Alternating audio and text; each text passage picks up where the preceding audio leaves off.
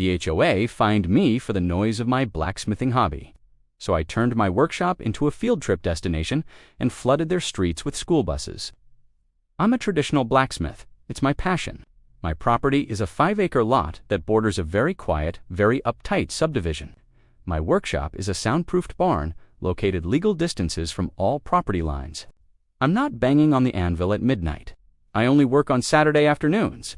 But the new HOA president, Karen, yes, really her name is Karen, decided the distant ping ping ping of my hammer was disturbing the peace. She started sending me fines. First $50, then $100. I wrote back explaining I was compliant with county noise ordinances. She didn't care. She sued me in small claims court for nuisance violations. The judge threw it out, but she kept harassing me, sending security patrols to park outside my gate and measure decibels.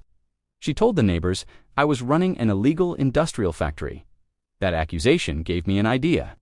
If she wanted to treat me like a business, I'd act like an educational institution.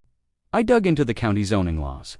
My land is zoned agricultural, residential, which allows for educational demonstrations and historical preservation activities without needing a commercial permit. I contacted the local school district and the historical society. Hey, I said, would you like free live demonstrations of colonial-era ironworking for your history classes? Teachers went crazy for it. The following Monday, the first yellow school bus rolled up. But here's the kicker. The only paved turnaround large enough for a bus is the cul-de-sac right in front of Karen's house. Directly adjacent to my driveway entrance, for the next month, every weekday morning at 10 a.m. and afternoon at 1 p.m., diesel buses idled in front of her house. Dozens of excited, screaming kids poured out, marched past her manicured lawn, and came to my barn to learn about anvils. I made sure to encourage the kids to ask questions loudly. I even gave them little tin souvenirs to bang together as they walked back to the bus. Karen's peace and quiet was replaced by the sound of air brakes, idling diesel engines, and 44th graders screaming with joy. She tried to call the police. The cop showed up, saw the permit for historical education, high-fived me, and left. She tried to block the cul-de-sac with her car. The bus driver reported her for blocking a school vehicle, and she got a ticket.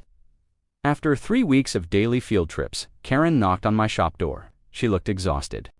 She handed me a letter from the HOA, formally exempting my property from all noise complaints and waiving all future fines, provided I limit the educational outreach. I agreed to scale back to once a month, but I kept the relationship with the schools.